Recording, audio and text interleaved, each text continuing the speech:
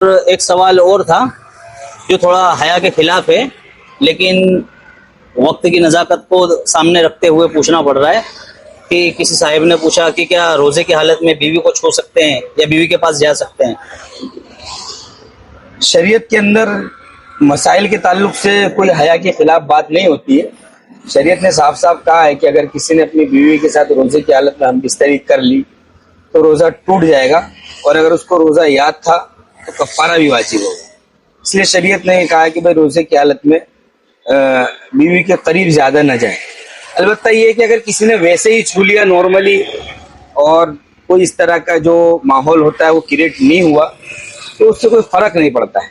وہ ساتھ میں اگر نہیں ہوئے جماعت، ہاں، اس سے کوئی فرق تو نہیں؟ اس سے کوئی فرق نہیں پڑتا ہے، ٹھیک ہے۔ تو روزہ ہو جائے گا۔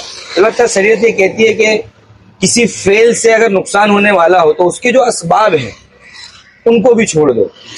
جیسے آگے چل کے اگر میاں بیوی آپس میں اس طرح کی کچھ باتیں کر رہے ہیں تو اس سے ہو سکتا ہے کہ وہ اس حد تک پہنچ جائے۔ اس لیے شریعت نے کہا کہ بیوی سے روزے کی حالت میں ملاقات مکروہ ہے، خاص کر اگر نوجوان ہے تو روزے کی حالت میں چھونا ایک الگ چیز ہے، نارملی آدمی چھو سکتا ہے، ہاتھ پکڑ سکتا ہے، جو بھی ہے، اس سے کوئی مسئلہ نہیں، لیکن اس سے آگے نہ بڑھے کیونکہ اس سے اندیشہ ہے کہ وہ وہاں تک پہنچ جائے۔ ٹھیک ہے، شکریہ جزاک اللہ۔